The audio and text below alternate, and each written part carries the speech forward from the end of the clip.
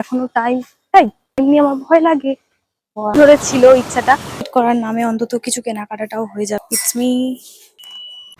Hey, this is Anjana and I am on the way to grab the offer and the offer is Lenskart Run for Fame. মানে এই অফারটা আছে 20,000 steps complete করলে এখানে তুমি পেয়ে যাবে একটা ফ্রি ক্লাস। সেটা হচ্ছে 2,000 টাকার মধ্যে, মানে অ্যাবাভ 2,000 টাকার মধ্যে তোমরা একটা ফ্রি গ্লাস পেয়ে যাবে। And as you can see I am wearing the eye glass. So আমি এটাতে খুব এক্সাইটেড যে আমি একটা ফ্রি গ্লাস পাবো, যেহেতু আমার গ্লাস প্রয়োজন হয় সেই কারণে। তো আমি স্টার্ট করেছি গড়িয়া স্টেশন থেকে স্টেপস কাউন্ট করা। এখান থেকে আপাতত আমার 4,000 স্টেপস কাউন্ট হয়ে গেছে। আমি যাচ্ছি গড়িয়া শীতলা মন্দিরের দিকে। শীতলা মন্দির থেকে আমি ওখানে একটা কাজ আছে দরকার, সেখান থেকে আমি ব্যাক করব, করে আমি স্টোরে যাব। সেইটুকুর মধ্যে আমার 20,000 স্টেপস কমপ্লিট হয় কিনা আমি সেটা ট্রাই করবো, আজকে দেখবো অ্যান্ড তোমাদের সাথেও শেয়ার করবো। অ্যান্ড আমি স্ক্রিনে দেখিয়ে দিচ্ছি, এই হচ্ছে আমার স্টেপস কাউন্ট এই পর্যন্ত। আমি আছি এখন ভারত সেবাশ্রম সংঘের সামনে।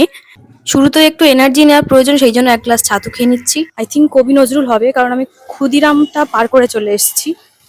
And this is the metro station. I thought Garia Shitala মন্দির বেশি দূর নয়, ওই 1.5-2 কিলোমিটার হবে।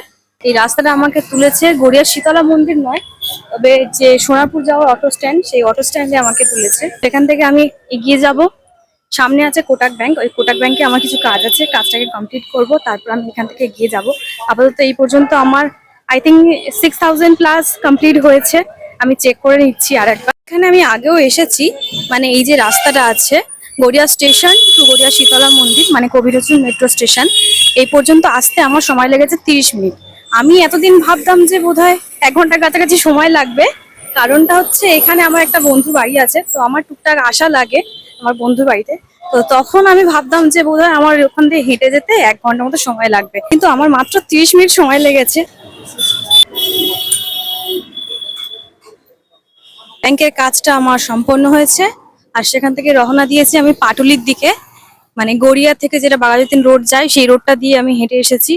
এসে ওই যে মোড়টা ক্রস করেছি, করে এখন যাচ্ছি আমি পাটুলির দিকে। পাটুলি থেকে আমি হাইল্যান্ড পার্ক যাব। পাটুলি যে শোরুমটা আছে সেখানে এখন যাব না, বিকজ আমি শুনলাম ওই শোরুমেতে অনেকটা ভিড় আছে, সেই কারণে ওই শোরুমটা এখন বাদ দিলাম। ওই শোরুমটা যাওয়া ক্যান্সেল করলাম।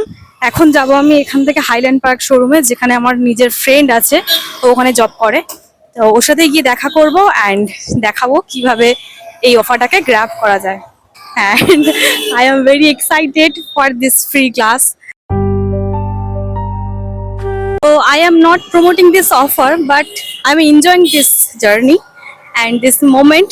যে সময়টায় আমি গ্লাসটা নেব অ্যান্ড আমার ফ্রি গ্লাসটা চুজ করব, সব থেকে বেশি ভালো লাগে যে আমি ফ্রি গ্লাস পাচ্ছি। ইয়েস।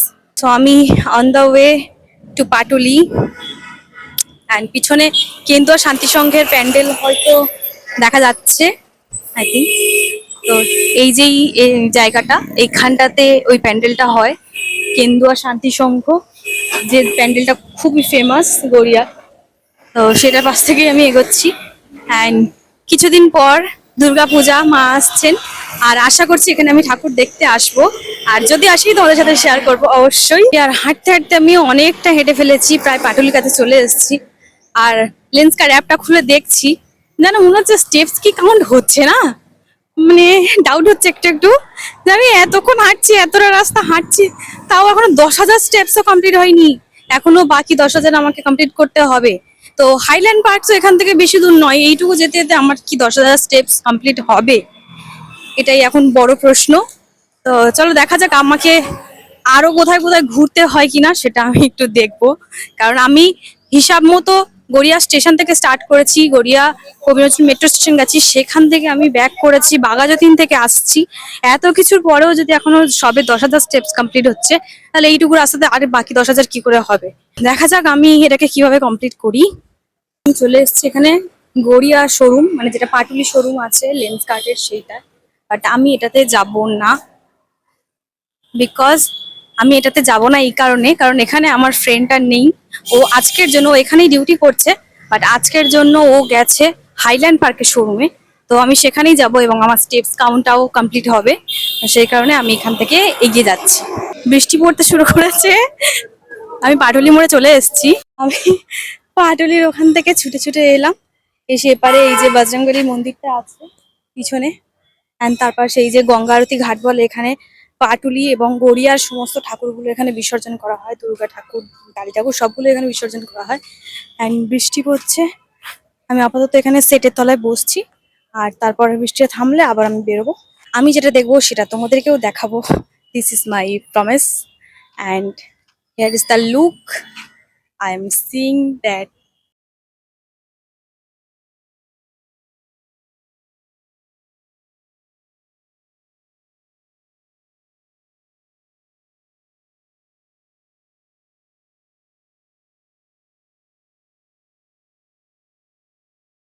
এমনি আমার জল দেখে ভয় লাগে, বাট এই জায়গাটা দেখলে না মনে শান্তি লাগে। And here I am. তো চলো একটু এগিয়ে যাওয়া যাক। এখন 9000 স্টেপস বাকি আছে, 11,000 কাউন্ট হয়ে গিয়েছে আই থিঙ্ক। এখান থেকে আমি এগিয়ে যাব বিবিসির পিছনের ঝিলটার দিকে। ওই যে দেখা যাচ্ছে ওটা হচ্ছে পাটুলি মোড়।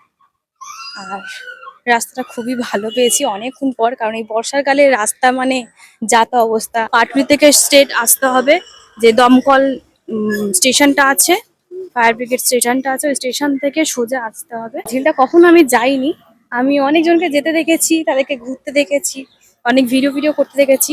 ফার্স্ট টাইম আমি যাব এখানটায়, আর দেখবো কেমন ঝিলটা, এবং তোমাদেরকেও দেখাবো। And as I told you, আমি যা দেখবো সেটা তোমাদেরকেও শেয়ার করব।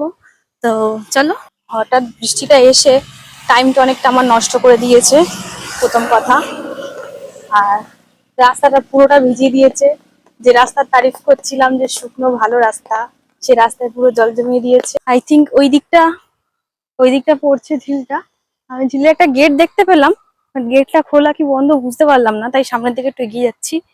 আমি মাঝখান থেকে একটা রাস্তা দেখেছিলাম ভিডিওর মধ্যে, তো সেই রাস্তাটায় যাওয়ার চেষ্টা করছি।